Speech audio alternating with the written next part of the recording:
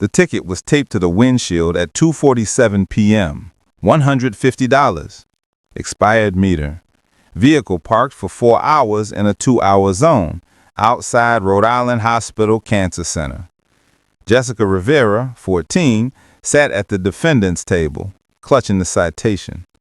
Her mother's car, her mother's ticket, but her mother wasn't there to fight it. She couldn't be. Maria Rivera was 3 floors up, still in recovery from an 8-hour cancer surgery that was supposed to take 2. Stage 3. Emergency complications. Jessica had waited in the car because the surgical ward was full and minors weren't allowed to wait unaccompanied in the recovery area. She'd been too afraid to leave, too afraid her mother would wake up asking for her and she wouldn't be there. Parking officer Todd Marshall, 38, sat in the gallery checking his watch. Simple violation. 4 hours is 4 hours. Rules are rules. Behind Jessica sat her aunt, Carmen Rivera, 41, holding a folder of hospital documents and a crumpled tissue. Carmen's hand rested on her niece's shoulder. And Judge Frank Caprio was about to discover that Officer Marshall had written 47 tickets outside this same cancer center in 6 months, targeting families during medical crises, and that Jessica's $150 citation would expose a performance metric system that turned human tragedy into municipal revenue. But first, he needed to understand why a 14-year-old girl was defending her mother's parking ticket alone. Will the rules crush compassion today? Is this just 4 hours means 4 hours? Or will something bigger come to light when a child stands in court while her mother recovers from surgery 3 floors away? If you're watching from Providence, from a hospital waiting room, from anywhere someone you love has fought for their life, comment below and let us know. Subscribe to Order in the Court so you don't miss stories like this. We share these cases every day because sometimes justice looks like a judge who sees past the paperwork. Wednesday, 10:45 a.m., Providence Municipal Court. The morning docket was routine until the clerk called the case that would change hospital parking enforcement across Rhode Island. Rivera, Maria, citation 4782B, expired meter, hospital zone. Jessica Rivera stood. She wore jeans and a hoodie that looked slept in, dark circles under her eyes, hands trembling slightly as she held the yellow citation. She looked exhausted in the way only someone who spent weeks in hospital hallways can look. Aunt Carmen stood behind her, one hand on the folder, the other steadying her niece. Officer Marshall remained seated in the gallery, arms crossed. He'd written hundreds of these tickets. This was taking too long. Judge Frank Caprio looked up from the citation, and his expression shifted immediately. He saw the defendant's age before he read the name. "Good morning," he said gently. "Please have a seat." Jessica sat. Carmen remained standing behind her. Frank read the citation carefully. Vehicle registered to Maria Rivera. Toyota Camry, 2011. Location, Hospital Street, metered zone outside Rhode Island Hospital Cancer Center. Date, October 14. Time issued, 2:47 p.m. Duration, 4 hours, 12 minutes. Fine, $150. He looked at Jessica. "This ticket is in your mother's name. The vehicle is registered to Maria Rivera. Why are you here instead of your mother?" Jessica's voice was quiet but steady. "My mom can't come, Your Honor. She's in the hospital. She had surgery. She's still there." "I'm sorry to hear that." Frank's tone was kind. "What kind of surgery?" "Cancer surgery. It was supposed to be 2 hours, but there were complications. It took 8 hours. I waited in the car because they said I couldn't wait in the surgical area by myself, and there was no room in the waiting area." She'd been too afraid to leave, too afraid her mother would wake up asking for her and she wouldn't be there. Frank looked at the ticket again. Vehicle parked 4 hours, 12 minutes. Meter limit, 2 hours. He looked at the location. Cancer Center. He looked at Officer Marshall in the gallery. Officer Marshall, you issued this citation? Todd stood. Yes, Your Honor. Vehicle was parked well beyond the meter limit. 4 hours in a 2-hour zone. That's a violation regardless of circumstances. Did you see anyone in the vehicle when you issued the citation?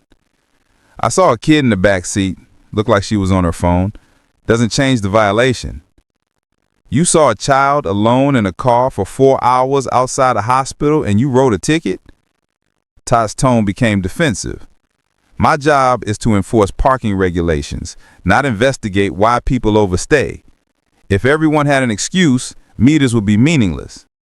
Frank set the citation down. Officer Marshall, how many tickets have you written in the hospital zone in the past 6 months? I don't keep count. I work my assigned zones. Bailiff Rodriguez, please pull Officer Marshall's citation records for the past 6 months. I want every ticket issued within 2 blocks of Rhode Island Hospital. A murmur rippled through the gallery. Someone whispered something about quotas. Officer Marshall's jaw tightened. 20 minutes passed. Jessica sat quietly, Carmen's hand still on her shoulder. Officer Marshall checked his phone twice. Frank reviewed other cases, but his focus kept returning to the yellow citation on his desk. Bailiff Rodriguez returned with the printed report. He read it in silence. His expression darkened with every page. Officer Marshall, in the past 6 months, you've written 127 parking citations in the hospital zone. Of those, 47 were issued directly outside the cancer center. Most were for vehicles parked 3 to 5 hours beyond the meter limit. He looked up. That's an average of 8 tickets per month at a single cancer treatment facility. Todd shifted his weight. That zone has high turnover and frequent violations. It has families dealing with medical emergencies.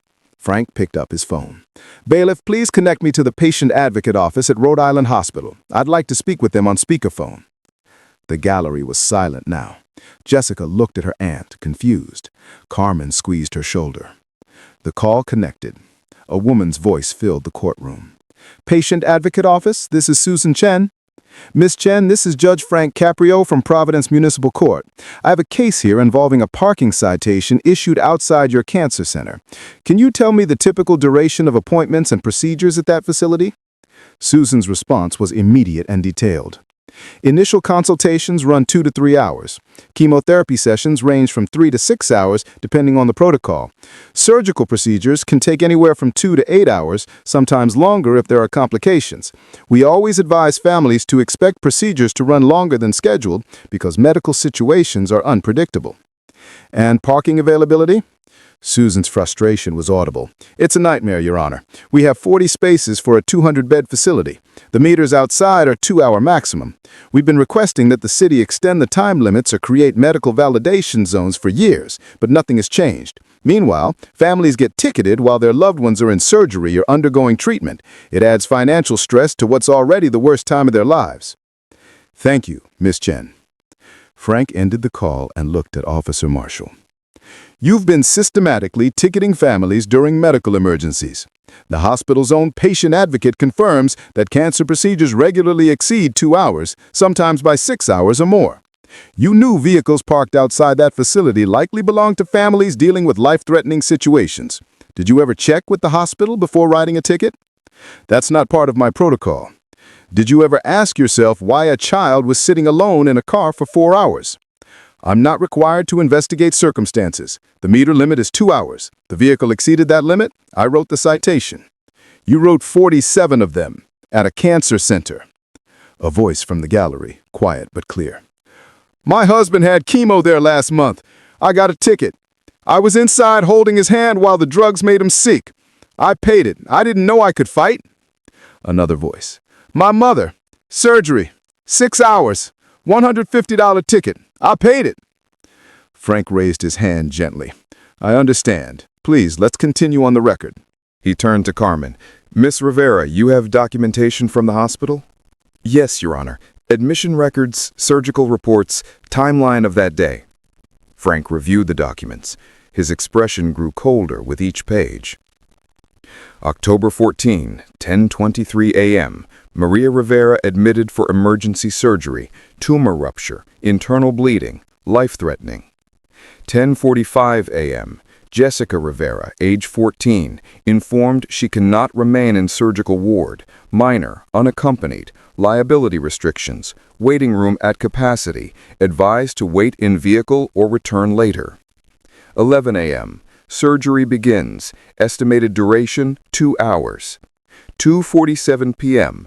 Citation issued by Officer T. Marshall, vehicle parked 3 hours 47 minutes. 3:15 p.m. Surgery continues. 7 p.m. Surgery ends, Maria Rivera stable, critical condition. 7:30 p.m. Jessica Rivera permitted to see mother in recovery. Frank read the surgical notes aloud. Tumor rupture, emergency intervention, complications requiring extended procedure. 8 hours to save Maria Rivera's life while her 14-year-old daughter waited alone in a parking lot, too terrified to leave, too young to wait inside. And at 2:47 p.m., in the middle of that nightmare, a parking officer wrote a $150 ticket. Frank's voice was quiet, but every word carried weight. Officer Marshall, while this child's mother was on an operating table fighting for her life, while Jessica was alone in a car praying her mother would survive, you issued a citation? Is that correct? Todd's face flushed. I didn't know the situation. You didn't ask. You saw a child alone in a vehicle for hours outside a cancer facility, and instead of checking if she needed help, you wrote a ticket. Silence. Bailiff, please contact the Providence Parking Authority. I want to speak with the director. I want to know if officers work under quotas or performance metrics and whether Officer Marshall has been specifically assigned to hospital zones. Within an hour, Michael Foster, 52, director of the Providence Parking Authority, arrived looking uncomfortable. Director Foster, Frank began, does your department operate under quota system? Not quotas, Your Honor, performance metrics. Officers are expected to issue a minimum number of citations per shift to justify operational costs.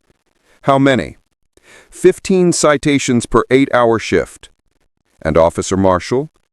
He consistently exceeds expectations. He averages 22 citations per shift. By targeting hospital zones? The hospital zone has high citation potential due to meter violations. It has desperate families who can't leave their cars because their loved ones are in surgery. Frank pulled up the data.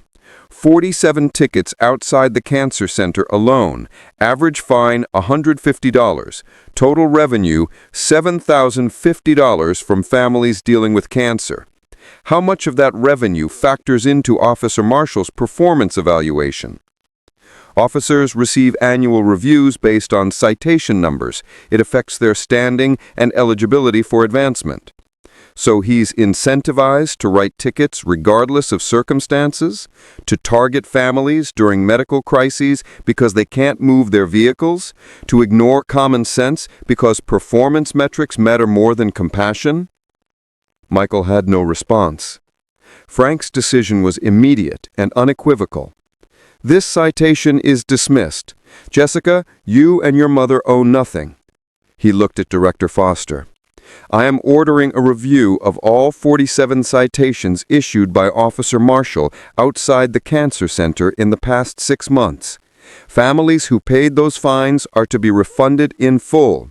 I am recommending, and I want this on the record, that the parking authority eliminate performance metrics tied to citation counts, create a medical validation program with Rhode Island Hospital, and require officers to consult with patient advocates before citing vehicles that appear parked beyond meter limits at medical facilities.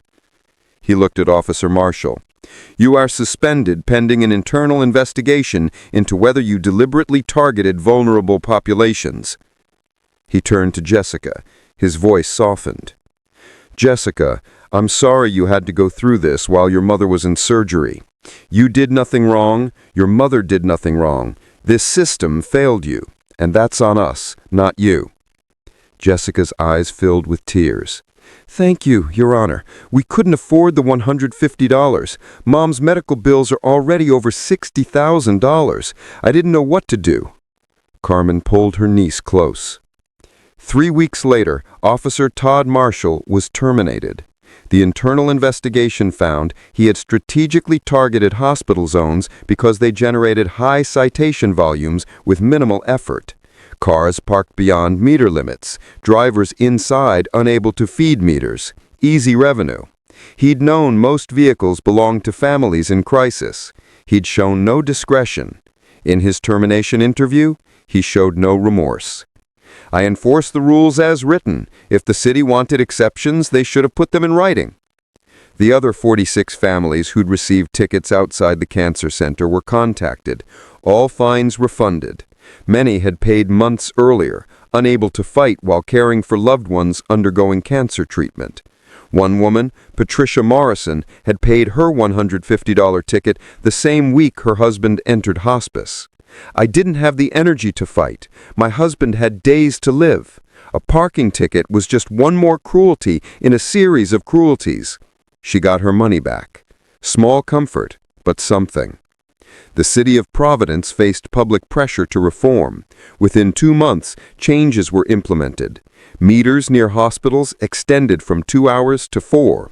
Medical parking zones created with hospital validation. Officers required to check with patient advocates before ticketing vehicles near medical facilities that appear abandoned beyond meter limits. Performance metrics eliminated. Officers now evaluated on community service and professionalism, not citation volume. Rhode Island Hospital installed a validation system. Families dealing with emergencies, long procedures, or extended visits could get parking validated at no cost. No more choosing between being present for a loved one and feeding a meter. The changes came too late for Jessica and 46 other families, but they would protect thousands of future families from the same trauma. Jessica Rivera is now 15. Her mother, Maria, is still alive. The surgery was successful. She's in remission, fragile, but fighting. "When I got that ticket, I wanted to cry," Jessica says now. "Mom was in surgery. I didn't know if she'd survive. I was 14, alone in a parking lot, terrified. Then there's a $150 ticket on the windshield." She pauses. "We couldn't afford it, but I didn't know you could fight a ticket. I thought you just paid." Carmen sits beside her. "I was furious. My sister was fighting for her life, and they ticketed her car with her daughter inside. It was cruel. So I gathered the hospital records and we went to court." Maria Rivera, now 43, keeps the dismissed citation in a folder with her hospital discharge papers. "These represent the same day," she explains. "The day I almost died. The day Jessica waited alone. The day someone saw our crisis and wrote a ticket. And the day months later when Judge Caprio said, 'No, that's wrong,' and made it right." Frank Caprio keeps Jessica's citation in his chambers, the yellow slip that started everything. $150, 4 hours, cancer center. Todd Marshall looked at that car and saw a violation, Frank tells visitors.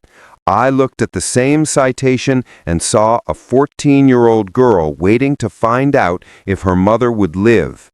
Those are two very different things." He holds up the ticket. "This represents everything wrong with turning human suffering into revenue. Jessica's mother was in surgery. Jessica was alone and terrified. The city's response was a $150 fine. That's not law enforcement. That's a failure of compassion." Frank was later recognized by patient advocacy groups for exposing the hospital parking scheme. In interviews, he was direct. Parking rules exist to manage limited space fairly, but when someone's mother is in cancer surgery, fairness means understanding that feeding a meter is impossible. Jessica couldn't leave that car. What if her mother had died while she was at a meter? What if the hospital called and she wasn't there? A child shouldn't have to choose between being available for her dying mother and avoiding a parking ticket. He held up the stack of dismissed citations. These represent 47 families dealing with cancer, surgery, treatment, and death. We ticketed them. We added financial stress to medical trauma. That's not governance. That's failing people when they need help most. Jessica's $150 ticket became a symbol. Patient advocacy groups use it in presentations. Hospital administrators reference it when lobbying for reforms. Ethics courses for parking officers cite it as an example of how rules without compassion become cruelty. Providence's reforms inspired 12 other cities to review hospital zone enforcement. Boston eliminated meters within 1 block of major hospitals. Hartford created free medical parking with validation. New Haven extended meter times to 6 hours near medical facilities. The changes came from Jessica's courage, a 14-year-old who could have paid the fine and stayed silent. Instead, with her aunt's help, she went to court. She told her story. She exposed a system that prioritized revenue over compassion.